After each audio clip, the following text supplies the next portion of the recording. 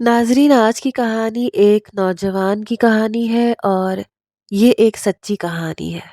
میرے انسٹا اور فیس بک پر بے شمار سٹوریز آپ لوگوں نے بھیجی ہیں، انہی میں سے اس نوجوان کی کہانی نے مجھے بہت متاثر کیا تھا، اس لیے آپ کی خدمت میں اس کہانی کو پیش کرنا چاہتی ہوں۔ پلیز اس کہانی کو پڑھ کے اپنے کمنٹس ضرور بھیجیے گا۔ کہانیوں میں فرضی نام استعمال کیے جاتے ہیں۔ میں سگریٹ پہ سگریٹ پی رہا تھا۔ میرے سامنے شراب کا گلاس رکھا تھا اور میرے ساتھ اور بھی کئی دوست تھے۔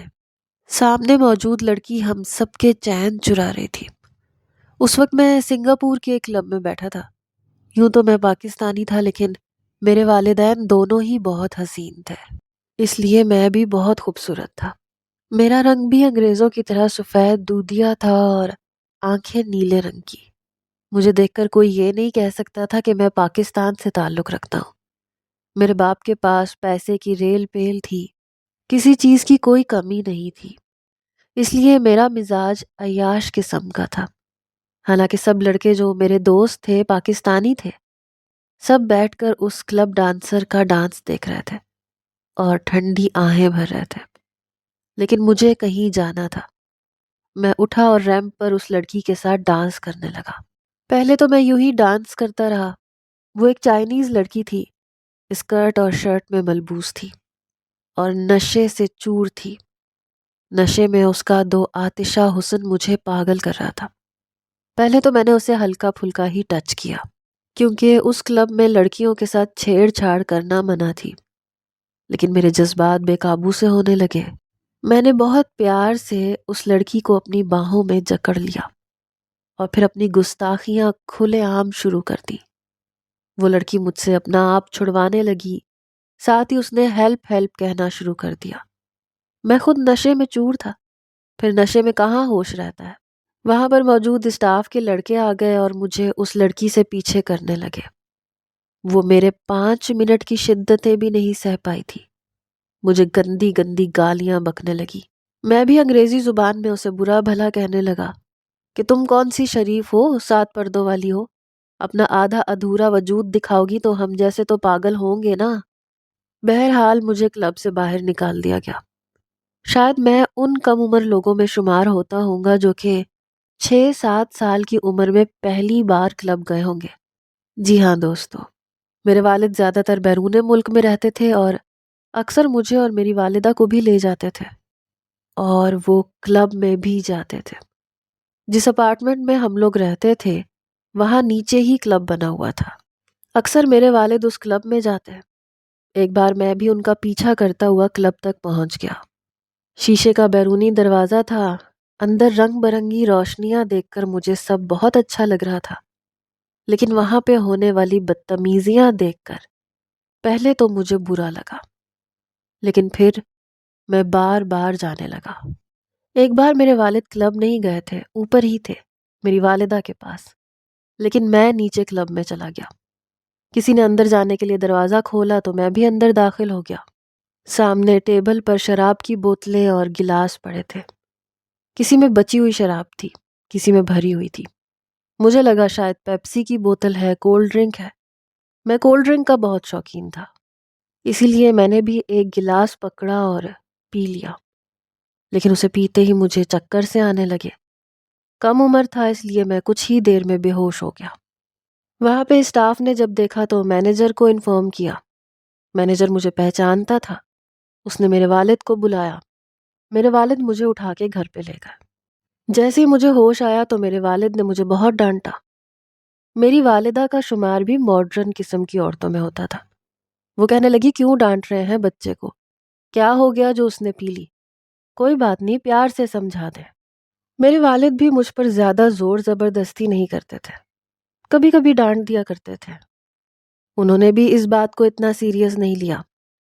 یوں سمجھے کہ شراب کا مزہ میں نے 7 یا 8 سال کی عمر میں چکھا تھا، اور اس کے بعد میں نے بہت جلد شراب پینی شروع کر دی، اور سگریٹ میں 10 سال کی عمر میں پینی شروع کر چکا تھا۔ میں شراب بھی پیتا تھا، سگریٹ بھی پیتا تھا، لیکن اپنے باپ سے چھپ کر۔ لیکن جیسے جیسے وقت بڑھتا چلا گیا میری عیاشیاں بھی بڑھنے لگی۔ میں صرف 7th کلاس میں تھا جب پہلی بار میں نے لڑکی کے ساتھ ڈیٹ ماری تھی۔ وہ ایک انگریز لڑکی تھی، کافی بے تکلف سی تھی، اور باہر کے کلچر میں ہاتھ پکڑنا تو کوئی معنی ہی نہیں رکھتا۔ جب میں اس کے ساتھ گیا تو اس نے منی اسکرٹ پہن رکھی تھی۔ اس کی پوری پوری بے حیا ٹانگیں دیکھ کر میرے جذبات بھی ابھرنے لگے۔ میں بھی کم عمر تھا، لیکن ظاہر ہے میری پرورش جس ماحول میں ہو رہی تھی وہاں وقت سے پہلے بہت سی باتوں کا پتہ چل گیا تھا، کیونکہ کھلے عام سڑکوں پہ بے شرمی ہو جایا کرتی تھی، اور بجائے میں نظریں جھکانے کے بڑے شوق سے وہ سین دیکھا کرتا تھا جو اکثر ہم فلموں میں دیکھتے ہیں۔ پھر میرے والدین میں سے بھی کوئی روک ٹوک نہیں تھی، انہوں نے کبھی توجہ ہی نہیں دی کہ میں کیا دیکھتا ہوں۔ بہرحال میرے باپ کے پاس پیسہ اچھا خاصا تھا، اسی لیے کئی ڈالر میری جیب میں ہوتے تھے۔ میں نے بڑے پروفیشنل طریقے سے ڈیٹ ماری تھی، کھانے کا بل بھی میں نے پے کیا تھا۔ ریٹا میری کلاس فیلو تھی، میں اس کے برابر میں ہی بیٹھا تھا۔ ہم نے کھانا کھایا، پھر آئس کریم والے چمچ سے پہلے چمچ اس نے میرے ہونٹوں کے قریب کیا، میں نے کھا لیا۔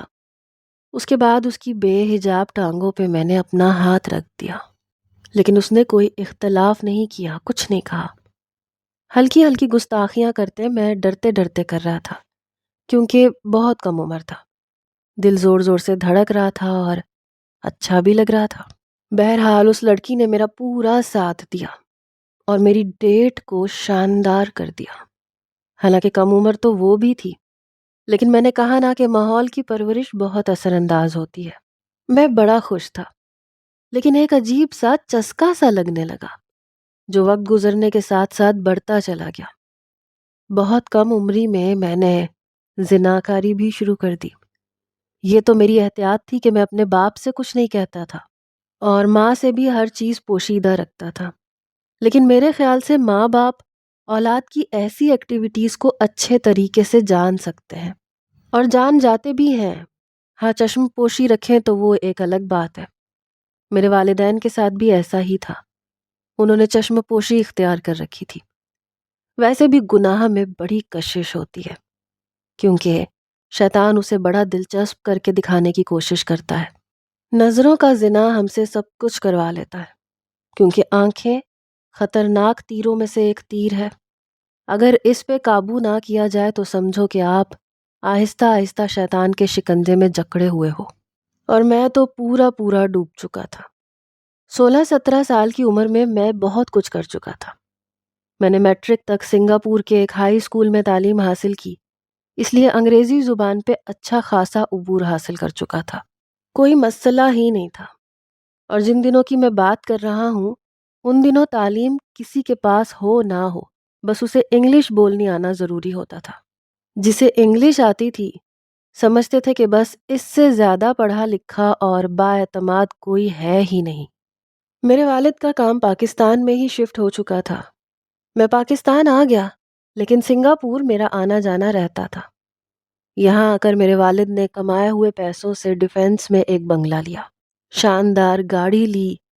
ہم اپنے تمام رشتہ داروں میں سب سے زیادہ امیر تھے، اس لیے میں نے کبھی اپنے باقی کے خاندان اور وہاں کی لڑکیوں کو گھاس تک نہیں ڈالی، حالانکہ وہ مجھے دیکھ کے ٹھنڈی آہیں بھرتی تھیں۔ ایک تو میری شخصیت سحر انگیز، بالکل انگریزوں جیسی، اوپر سے میرا آنا جانا سنگاپور میں لگا رہتا تھا۔ گاڑی تھی، بنگلہ تھا، عیاشی تھی، پھر لڑکیوں کا میری طرف لپکنا کوئی ناممکن سی بات نہیں تھی۔ بہرحال میں نے یہاں بھی لڑکیوں کو چھوڑا نہیں تھا، لیکن بات ابھی تک صرف کال گرلز تک ہی تھی۔ لیکن آہستہ آہستہ میری بہت سی کزنیں مجھ پہ ڈورے ڈالنے لگیں، لیکن میری دوستی کی بس ایک ہی شرط تھی کہ مجھ پہ کوئی بھی شرط نہ لگائے، مجھے پابند نہ کرے، میں جو جی چاہے گا کروں گا۔ میری دوستی اپنی ایک کزن سے ہو گئی، وہ لوگ بھی کچھ نئے نئے امیر ہوئے تھے، ان کا بنگلہ بھی ڈیفینس میں تھا، لیکن ہمارے بنگلے سے چھوٹا تھا، گاڑی بھی ہماری گاڑی سے چھوٹی تھی۔ باقی یہاں کے لوگوں کو تو میں دیکھنا بھی پسند نہیں کرتا تھا۔ بہرحال میری اس سے دوستی ہو گئی۔ اکثر جب وہ ہمارے گھر میں آتی تو اس کے والدین میرے والدین کے ساتھ ڈرائنگ روم میں بیٹھے ہوتے اور وہ میرے کمرے میں ہوتی۔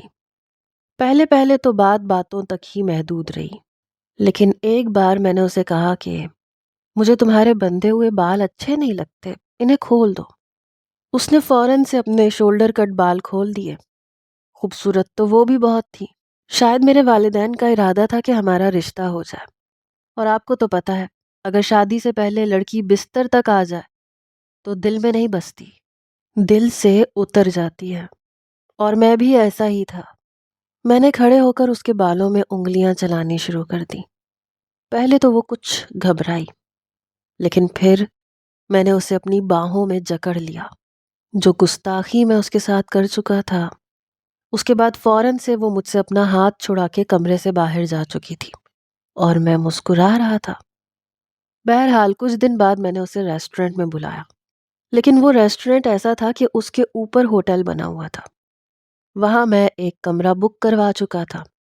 میں نینا کو اپنے ساتھ اس ہوٹل میں کھانا کھانے کے بعد اوپر کمرے میں لے گیا۔ وہ پہلے تو جھجکتی رہی، لیکن پھر میرا ساتھ دینے لگی۔ اسے لگتا تھا میں اس سے محبت کرتا ہوں اور اسی سے شادی بھی کروں گا، اسی لیے وہ اپنا آپ مجھے سونپ چکی تھی۔ لیکن چند راتیں گزارنے کے بعد ہی میں اس سے کترانے لگا۔ مجھے اس کو دیکھ کے کوفت سی ہونے لگی۔ مجھے تو عادت تھی رنگ برنگی تتلیوں کی۔ جب اس نے مجھے بدلتے دیکھا تو کہنے لگی کہ ارمان، اپنے والدین کو میرے رشتے کے لیے بھیجو، میرے رشتے آ رہے ہیں اور تم جانتے ہو میں بار بار انکار نہیں کر سکتی۔ میں نے کہا میں رشتے کے لیے بھیجوں؟ میں کیوں رشتے کے لیے بھیجوں؟ اگر تمہارے اچھے رشتے آ رہے ہیں تو کم آن یار، شادی کر لو۔ وہ کہنے لگی کیسی باتیں کر رہے ہو، میں تم سے محبت کرتی ہوں، تم مجھ سے محبت کرتے ہو، اور میرے والدین بھی جانتے ہیں کہ ہم ایک دوسرے کو بہت پسند کرتے ہیں، انہیں کوئی اعتراض نہیں ہوگا۔ میں نے کہا لیکن مجھے تو اعتراض ہے، میں تو تم سے شادی نہیں کرنا چاہتا۔ وہ کہنے لگی کیوں نہیں کرنا چاہتے؟ میں نے کہا اس لیے کہ مجھے نہیں لگتا کہ ہم دونوں ساتھ چل سکیں گے۔ بہرحال وہ مجھے برا بھلا کہنے لگی پھر تم نے مجھے کیا سمجھ کے ہوٹل کے کمرے میں بلایا تھا؟ میں نے کہا جو سمجھ کے تم آئی تھی۔ اگر میں نے تمہارے قریب آنے کی کوشش کی تھی تو تم مجھے تھپڑ مار سکتی تھیں، تم نے نہیں مارا۔ تم مجھے دھکا دے کے کمرے سے باہر جا سکتی تھیں، تم نہیں گئیں، تم نے پورا ساتھ دیا۔ بہرحال وقت یوں ہی گزرنے لگا۔ میں کئی لڑکیوں کی زندگیاں برباد کر چکا تھا، اب مجھے کوئی پرواہ ہی نہیں تھی۔ شادی اس لیے نہیں کرنا چاہ رہا تھا کہ میں پابندی والی زندگی گزارنے کے لیے تیار نہیں تھا۔ پھر میری زندگی میں سمیاں آ گئی، لیکن اس بار میرے والد نے ڈائریکٹ میری منگنی اس سے کروا دی۔ اچھی پیاری لڑکی تھی، خوبصورت تھی، پھر میری عمر بھی 30 سال ہو چکی تھی۔ منگنی پر میں نے اسے ایک الگ کونے پہ بلایا، باتیں کی، لیکن میں نے اس کے ساتھ کچھ اور نہیں کیا تھا، کیونکہ اب میرا ارادہ اس سے شادی کرنے کا تھا۔ اس لیے میں نہیں چاہتا تھا کہ پہلے سے ہی اپنی شادی کا چارم ختم کر دوں۔ انہی دنوں میرے والد نے مجھے کسی کام کے لیے سنگاپور بھیج دیا۔ میں وہاں گیا تو کلب کی یاد ستانے لگی۔ میں کلب میں آ گیا، میں نے وہاں خوب انجوائے کیا، لیکن شراب اتنی زیادہ پی کہ میں اپنے قدموں پہ چل نہیں پا رہا تھا۔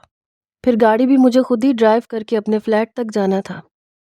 میں نے گاڑی ڈرائیو کی، کافی تیزی سے کر رہا تھا، میری آنکھیں بند تھیں، جب اچانک میں نے سگنل توڑا اور سامنے سے آنے والی موٹر سائیکل سے ٹکرا گیا۔ جس کے ساتھ میری گاڑی ٹکرائی وہ شاید کوئی ڈیلیوری مین تھا۔ بہرحال میرے ہوش اڑ کے رہ گئے۔ میں نے گاڑی وہیں چھوڑی اور میں بھاگ گیا، لیکن یہ پاکستان تو تھا نہیں، یہ سنگاپور تھا۔ بس یہ ہوا کہ میرا چہرہ ٹھیک سے واضح نہیں ہوا تھا، شاید میں نے سر پہ ہیٹ پہن رکھا تھا اس لیے، لیکن باقی سب ریکارڈ ہو چکا تھا۔ مجھ پہ کیس چلنے لگا، میرے والد فوراً سے پہنچ گئے کیونکہ وہ شخص کوما میں جا چکا تھا۔ میں دل سے دعا کر رہا تھا کہ اس شخص کو کچھ نہ ہو، کیونکہ اگر اسے کچھ ہو جاتا تو میں بھی نہیں بچ سکتا تھا۔ میرے والد پہلے تو مجھے بہت برا بھلا کہنے لگے، پھر انہوں نے پولیس کے سامنے یہ کہا کہ میرا بیٹا گاڑی میں نہیں تھا، بلکہ اس کے دوست کے پاس گاڑی کی چابی تھی، اور یہ حادثہ اس کے دوست نے کیا ہے۔ وہ کوئی انگریز دوست تھا، اس سے زیادہ دوستی بھی نہیں ہوئی تھی، لیکن پھر بھی گاڑی دے دی کیونکہ اسے گاڑی کی سخت ضرورت تھی۔ اب ہمیں نہیں پتا کہ اس انگریز نوجوان کا پتہ کیا ہے۔ بہرحال کیس ابھی جاری تھا، لیکن وہ شخص مر چکا تھا۔ وہ ایک پاکستانی شخص تھا، سنگاپور میں ڈیلیوری مین کی نوکری کرتا تھا۔ جب اس کے گھر والوں کو پتہ چلا تو وہ کہنے لگے کہ میت کو پاکستان بھیج دیا جائے۔ میرے والد میرا کیس ختم کروا چکے تھے۔ اتفاق تھا کہ جس جہاز میں میں واپس پاکستان جا رہا تھا، اسی جہاز میں اس شخص کی میت پاکستان جا رہی تھی۔ جیسے ہی وہاں ایئرپورٹ پہ میت پہنچی، ایک کوہرام سا مچ گیا۔ اس کی بیوی اور چھوٹے چھوٹے بچوں کو دیکھ کے مجھے کچھ ہوا تھا۔ آج عید کا دن تھا۔ عید کے دن جو تحفہ میری وجہ سے اس شخص کی فیملی کو ملا تھا، شاید خدا بھی مجھے معاف نہ کرتا۔ انہیں اپنے سامنے روتا بلکتا دیکھ کر پہلی بار میرا دل کانپا تھا۔ اس نوجوان کی والدہ اپنا دوپٹہ پھیلائے مجھے بددعائیں دے رہی تھیں۔ میں اپنی آنکھوں پہ کالا چشمہ لگائے وہاں سے باہر نکل کے اپنے گھر آ گیا۔ اس دن میں نے ایک دن میں 2 ڈبیاں سگریٹ کی ختم کی۔ بہت ٹینشن میں تھا۔ حالانکہ کیس ختم ہو چکا تھا، میں پاکستان آ چکا تھا۔ میرے والد نے کہا کہ اب تم سنگاپور دوبارہ نہیں جاؤ گے ورنہ پھنس جاؤ گے۔ میرے والد نے جلد از جلد میری شادی کی تاریخ پکی کر دی۔ میں ذہنی الجھن کا شکار تھا۔ بہرحال میری شادی سمیہ سے ہو گئی۔ کچھ دن تو سمیہ کے ساتھ میں نے بہت اچھے گزارے۔ اسے مری لے گیا، اسلام آباد لے گیا۔ وہ میرے ساتھ بھی خوش تھی، لیکن میرے اندر ایک عجیب سی بے چینی رہتی تھی۔ رات کو جب وہ سو جاتی تھی تو مجھے نیند نہیں آتی تھی۔ میں کروٹیں بدلتا رہتا، کبھی اٹھ کے بیٹھ جاتا، کبھی سگریٹ پینے لگتا۔ بار بار اس عورت کی بددعائیں میرا چین چھیننے لگیں۔ ایک بار میں نے اس نوجوان کے گھر کا پتہ حاصل کیا۔ میں اس کے گھر چلا گیا۔ اس کے بچے یتیم ہو چکے تھے۔ وہ اپنے والدین کا اکلوتا بیٹا تھا۔ اس کی بیوی پریگننٹ تھی۔ 2 بچے اس کے تھے اور ایک ہونے والا تھا۔ میں نے کہا کہ میں شہباز کا دوست ہوں۔ میں نے ایک اچھی خاصی رقم ان کو دے دی ان کی مدد کے لیے۔ اس کی ماں مجھے شہباز کا دوست سمجھ کے مجھے دعائیں دینے لگی، لیکن مجھے وہ دعائیں کھوکھلی سی لگ رہی تھیں، بالکل بے معنی سی۔ مجھے لگتا تھا میں ان دعاؤں کا مستحق ہوں ہی نہیں، کیونکہ میں نے سچ نہیں بولا تھا۔ میں گھر واپس آیا۔ سمیہ تیار تھی، کہنے لگی چلو نا ارمان، کھانا کھانے کے لیے چلتے ہیں۔ میں اسے کھانا کھلانے ہوٹل لے گیا، لیکن چپ چپ سا تھا۔ وہ کہنے لگی کیا ہوا ہے تمہیں؟ جب سے سنگاپور سے آئے ہو ایسے ہی ہو۔ میں نے کہا کیا مطلب تمہارا؟ تم سے تو میں ٹھیک ہوں۔ کہنے لگی ٹھیک سے تو رہتے ہو لیکن چپ رہتے ہو، پہلے جیسی باتیں نہیں کرتے۔ اب میں اسے کیا بتاتا کہ میں کس اذیت میں مبتلا ہو چکا ہوں۔ مجھے چین نہیں ملتا، مجھے سکون نہیں آتا۔ ایک بار میں سمیہ کے ساتھ ایک شادی میں گیا۔ سمیہ نے ساڑی پہن رکھی تھی، اس کی کمر نظر آ رہی تھی اور پیٹ کا کچھ حصہ بھی، لیکن پتہ نہیں کیوں مجھے برا لگ رہا تھا۔ میرا جی چاہ رہا تھا کہ وہ اپنا وجود چھپائے، حالانکہ میں ایسا نہیں تھا، لیکن پتہ نہیں کیوں برا لگ رہا تھا۔ سامنے ناچتی لڑکیاں مجھے بے چین کر رہی تھیں، ان کے گہرے گلے کی میکسی مجھے بری لگ رہی تھی۔ حالانکہ کافی اپر کلاس فیملی کی شادی تھی، شراب بھی تھی، شباب بھی، لیکن میں نے ہاتھ نہیں لگایا۔ شاید میں اس نوجوان کی موت کو بھول نہیں پا رہا تھا۔ میں اپنی زندگی کی طرف لوٹ نہیں پا رہا تھا جیسی زندگی میں گزارتا آیا تھا۔ پتہ نہیں کیوں بہت عجیب سا لگ رہا تھا۔ گانے میرے کانوں میں بج رہے تھے۔ میں فوراً سے وہاں سے واپس باہر نکل آیا، حالانکہ بہت شاندار انتظام کیا گیا تھا۔ یہ وہی محفلیں تھیں جہاں میں خوشی سے انجوائے کیا کرتا تھا، بلکہ ایسی محفلوں کی رونق بن جایا کرتا تھا۔ لیکن اب مجھے کچھ بھی اچھا نہیں لگ رہا تھا۔ کافی دیر ہال سے باہر کھڑا میں سگریٹ پیتا رہا۔ بار بار مجھے وہی منظر یاد آ رہا تھا جب میری گاڑی اس نوجوان کی موٹر سائیکل سے ٹکرائی تھی۔ پتہ نہیں کیا ہو گیا تھا مجھے، میں پہلے جیسا ارمان نہیں رہا تھا۔ کچھ دیر بعد جب میں اندر گیا تو سمیہ کو کسی اور نوجوان کی باہوں میں دیکھ کے میرے تن بدن میں آگ سی لگ گئی۔ میں غصے سے اندر آیا، اس نوجوان کا گریبان پکڑ کے جھنجھوڑ کے رکھ دیا۔ میں نے کہا تمہاری ہمت کیسے ہوئی میری بیوی کو چھونے کی؟ سمیہ بھی پریشان تھی، وہ نوجوان بھی۔ کہنے لگا ارمان تمہیں کیا ہو گیا؟ تم بھی کئی بار میری بیوی کے ساتھ ڈانس کر چکے ہو، اگر میں نے تمہاری بیوی کے ساتھ کر لیا تو تم غیرت مند مرد ہو گئے۔ میرے والدین بھی وہاں آ گئے، کہنے لگے تمہیں ہوا کیا ہے؟ یہ سب ہماری سوسائٹی میں ہوتا ہے، سب کچھ ہوتا ہے، کول ڈاؤن۔ میں نے کہا ہاں لیکن مجھے برا لگ رہا ہے۔ سمیہ بھی پریشان تھی۔ میں نے سمیہ کا ہاتھ پکڑا اور اسے گھسیٹتا ہوا باہر لے آیا، اسے گاڑی میں بٹھا دیا۔ کہنے لگی تم پاگل تو نہیں ہو گئے ہو؟ تمہیں ہوا کیا ہے؟ تم اچھے خاصے ہوتے تھے۔ میں نے کہا نہیں، میں نہیں جانتا مجھے کیا ہوا ہے، پر مجھے برا لگ رہا ہے۔ آج کے بعد تم کسی مرد کے سامنے ایسا لباس نہیں پہنو گی۔ کہنے لگی کیوں نہیں پہنوں گی؟ میں شروع سے ایسا لباس پہنتی آ رہی ہوں، اور تمہارے گھر کا ماحول بھی ایسا ہی تھا۔ جب بھی تو میرے والدین نے یہ رشتہ کیا ہے، میں کسی بھی کنزرویٹو شخص کے ساتھ گزارا نہیں کر سکتی۔ میں نے اسے بڑے غصے سے دیکھا۔ میں نے کہا میں یہ نہیں جانتا کہ تم کس کے ساتھ گزارا کر سکتی ہو، کس کے ساتھ نہیں کر سکتی، پر میرے ساتھ یہ کرنا پڑے گا۔ میں نے یہ کہہ کے گاڑی بڑی سپیڈ سے چلائی اور اسے گھر لے کے آ گیا۔ آتے ہی کمرے میں لے جا کے میں نے اسے کہا کہ بدلو اپنے کپڑے، مجھے زہر لگ رہے ہیں یہ۔ کہنے لگی میں نہیں بدلوں گی، میں ایسے کپڑے پہننے کی عادی ہوں۔ میں نے کہا بدلو ورنہ میں بہت برا سلوک کروں گا تمہارے ساتھ۔ لیکن وہ ضدی بن کے میرے سامنے کھڑی رہی۔ میں نے اپنی جیب سے لائٹر نکالا اور اس کی ساڑی کے کنارے پہ لگا دیا۔ کچھ ہی دیر میں اس کی ساڑی آگ پکڑ چکی تھی۔ یہ دیکھ کر سمیہ کے ہوش اڑے۔ اس نے فوراً سے ساڑی اتاری اور ایک طرف پھینک گئی۔ کہنے لگی تم نفسیاتی ہو گئے ہو، پاگل ہو گئے ہو۔ یہ کہنے کے بعد اس نے الماری میں سے اپنا ٹراؤزر اور شرٹ نکالا اور پہن لیا۔ میں نے کہا آئندہ اگر میری بات کا اختلاف کیا نا تو ایسے ہی کروں گا، تمہارے کپڑے جلا دیا کروں گا۔ میں نہیں چاہتا کہ تمہارے وجود کا ایک حصہ بھی نظر آئے، نہ چہرہ، نہ بازو، نہ کچھ اور۔ کہنے لگی تم پاگل ہو گئے ہو، اپنے دماغ کا علاج کرواؤ۔ میں خود نہیں جانتا تھا کہ میں ایسا کیوں ہو رہا تھا۔ میں چاہتا تھا مجھے سکون ملے، مجھے تسکین ملے، لیکن مل نہیں رہی تھی۔ اور جب میں بے چین ہوتا تو لڑنے جھگڑنے لگتا، ہر بات پہ مجھے اعتراض ہونے لگا۔ میں نے شراب پینے کے لیے گلاس بھرا، لیکن مجھے اس شراب کے گلاس میں اسی نوجوان کا چہرہ نظر آنے لگا، خون سے لت پت۔ میں نے گلاس اٹھایا اور دیوار سے دے مارا۔ اس وقت سمیہ موبائل پہ مصروف تھی۔ میری یہ حرکت دیکھ کے کہنے لگی کیا ہوا ہے تمہیں؟ میں نے کہا پتہ نہیں کیا ہو گیا ہے، میرا دماغ گھوم گیا ہے، مجھے کچھ بھی اچھا نہیں لگ رہا۔ وہ مجھے ایک سائیکیٹرسٹ کے پاس لے گئی۔ اس نے مجھے نیند کی ادویات دی، ڈپریشن ختم کرنے کی گولیاں بھی دی۔ چند دن تو میں ٹھیک رہا، لیکن پھر سے وہی بے چینی، وہی بے قراری۔ ایک دن میں آفس سے جلدی گھر کے لیے نکلا، لیکن راستے میں عصر کی اذان ہو گئی۔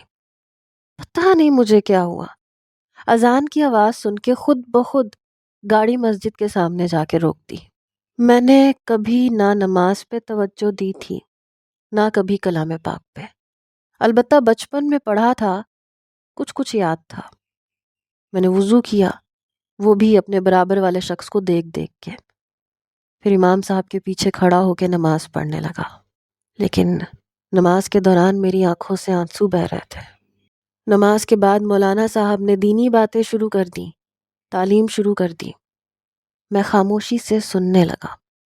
رسول اللہ کی باتیں سن کر میرے بے جان دل کو ذرا سا قرار آیا۔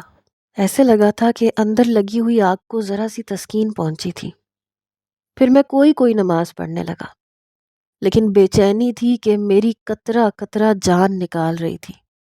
میں نے ایک بار تہجد کی نماز پڑھی اپنے اسٹڈی روم میں، تاکہ کوئی مجھے دیکھ نہ سکے، اور پھوٹ پھوٹ کے اللہ کے سامنے رونے لگا۔ کہنے لگا کہ میں نے آدھی سے زیادہ عمر گناہوں میں تباہ اور برباد کر لی ہے، اے اللہ مجھے سچی توبہ کی توفیق عطا فرما۔ اس کے بعد پتہ ہی نہیں چلا کیسے میں نمازوں کا پابند ہونے لگا۔ آج میری زندگی سیدھی راہ کی طرف گامزن ہو گئی، لیکن میرے گھر والوں کو اعتراض تھا۔ سب سے پہلا اعتراض اس وقت ہوا جب میں نے شلوار قمیض پہنی۔ میرا حلیہ دیکھ کے سب سے پہلے سمیہ کو غصہ آیا۔ کہنے لگی یہ کیا پہن لیا تم نے؟ تم بالکل اس لباس میں اچھے نہیں لگتے، تم پینٹ شرٹ میں ہی اچھے لگتے ہو، یا پینٹ کوٹ میں۔ میں نے کہا اب جب تم شلوار قمیض میں دیکھو گی تو اس میں بھی اچھا لگوں گا۔ بہرحال جب میں نے ٹخنوں سے اونچی شلوار کی تو میرے باپ کو بھی اعتراض شروع ہو گیا کہ تم یوں آفس جاؤ گے کیا؟ میرا مذاق اڑوانا چاہتے ہو تم کوئی ملا تھوڑی ہو، یہ اونچی شلوار کیے گھومتے رہتے ہو، مسجد جا رہے ہو یا آفس؟ دیکھو وہاں پہ میرے بہت بڑے بڑے بزنس مین دوست آتے ہیں، میٹنگز ہوتی ہیں، تمہیں اس حلیے میں دیکھیں گے تو میرا مذاق اڑائیں گے۔ میں نے کہا میں نے وہ کیا ہے جو مجھے کرنا چاہیے تھا، جو آپ کو مجھے سکھانا چاہیے تھا۔ کہنے لگے کہ بس بہت ہو گیا، نمازیں پڑھ رہے ہو نا، کافی ہے، اپنا حلیہ درست کر کے آفس آنا ورنہ مت آنا۔ میں نے کہا جیسے آپ کی مرضی۔ میں سیدھا مسجد چلا گیا، پورا دن مسجد میں گزار کے رات کو واپس آیا۔ میری والدہ، والد، سمیہ تینوں غصے سے بھرے بیٹھے تھے۔ بہرحال انہوں نے بہت چاہا کہ میں اپنا حلیہ بدل لوں لیکن میں نے نہیں بدلا۔ میں اپنی دھن کا پکا تھا۔ میرا بدلا حلیہ دیکھ کر سمیہ مجھ سے ناراض رہتی تھی، لڑتی جھگڑتی۔ جب میں نے داڑھی رکھی تو اس نے تو طوفان کھڑا کر دیا۔ کہنے لگی میں تمہارے ساتھ نہیں رہوں گی، مجھے اپنی دوستوں میں ملنے والوں میں مذاق نہیں اڑوانا، مجھے شروع سے مولویوں سے نفرت ہے اور تم مولوی بن گئے ہو، کلین شیو کرواؤ ورنہ میرے قریب مت آنا۔ میں نے کہا کیوں؟ میں تو یہ سب نہیں کروں گا، مجھے یہ سب کچھ اچھا لگتا ہے۔ یہ کہہ کے میں باہر نکل گیا۔ مجھے اب کسی کی پرواہ نہیں تھی۔ میں کئی دن مسجد میں گزارنے لگا، اللہ کے حضور روتا تھا، اپنی غلطی کی معافی مانگتا تھا، حالانکہ میں جان چکا تھا کہ جب تک اس کے گھر والے مجھے دل سے معاف نہیں کریں گے میری معافی ممکن نہیں ہے۔ میں ابھی بھی ان کی مدد کرتا تھا، مہینے کے اخراجات کا ذمہ بھی لے لیا تھا، لیکن یہ نہیں بتایا تھا کہ میں ان کے بیٹے کا قاتل ہوں۔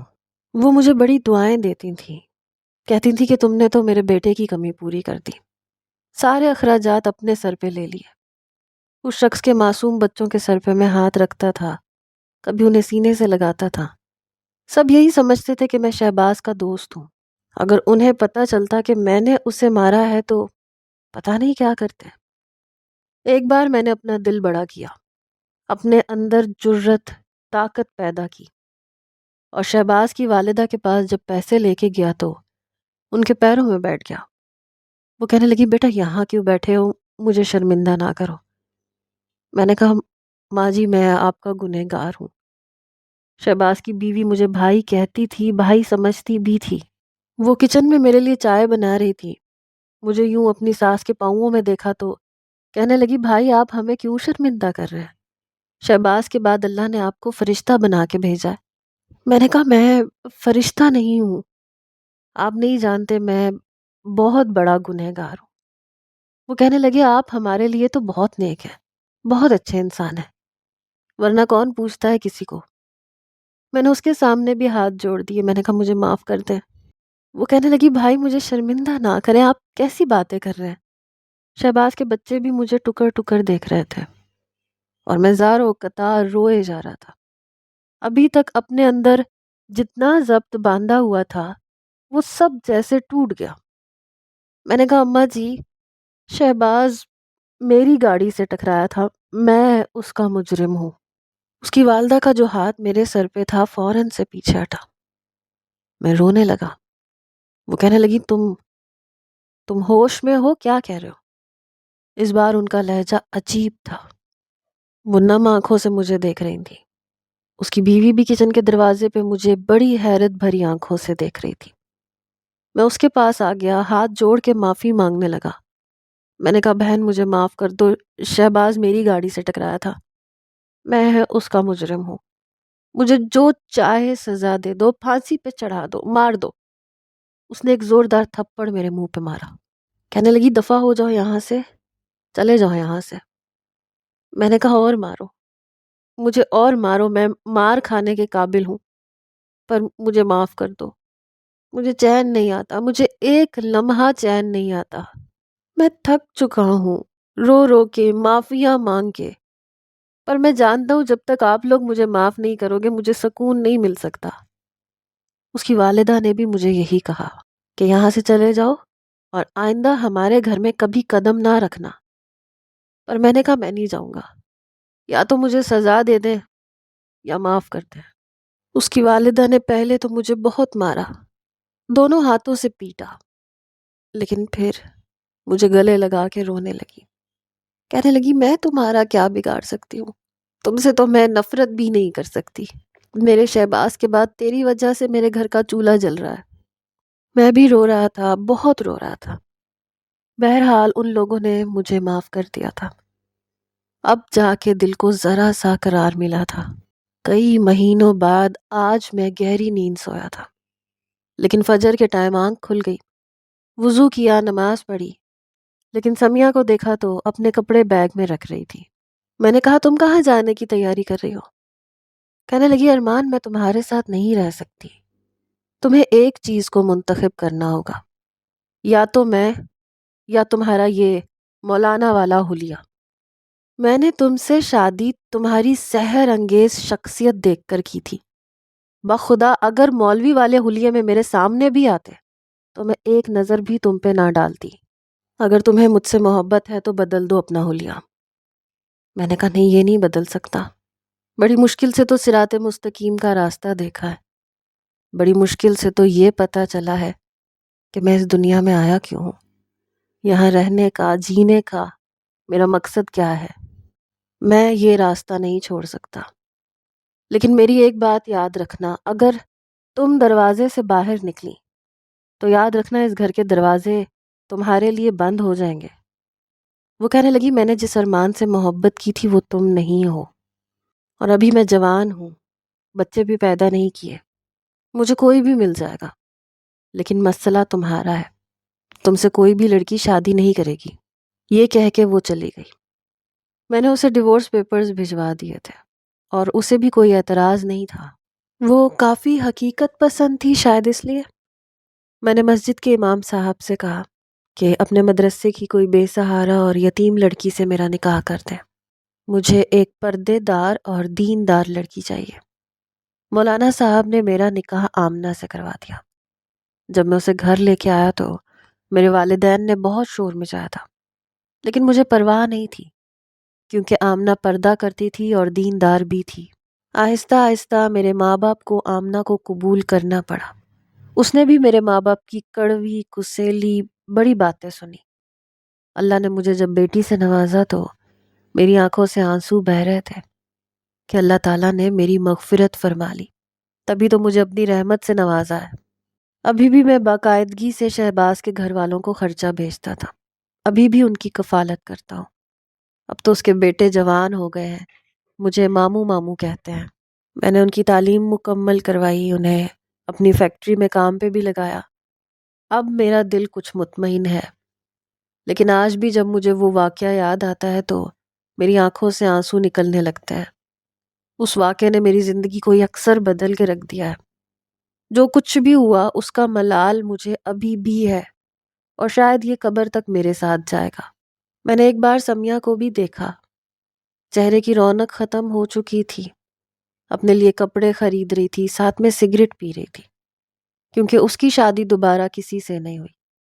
اسے اس بات کا گھمنڈ تھا کہ اس کی خوبصورتی، اس کی بے حیائی، بے باکی اسے پھر سے کسی سحر انگیز شخص کی بیوی بنا دے گی، اور وہ اس کے آگے پیچھے پھرے گا۔ لیکن وہ غلط تھی۔ اگر وہ خود کو بدل لیتی تو شاید آمنہ کی جگہ وہ ہوتی، لیکن شاید اسے میری دینداری کے مذاق اڑانے کی سزا ملی تھی۔ ہمیں کبھی بھی کسی دیندار کو دیکھ کے اس کا مذاق نہیں اڑانا چاہیے۔ پتہ نہیں کون سی میری بات میرے اللہ کو بری لگ جائے اور وہ ہمارے لیے بہت بڑی مصیبت بن جائے۔ اللہ سب کو صراط مستقیم پر چلنے کی ہدایت عطا فرمائے، آمین۔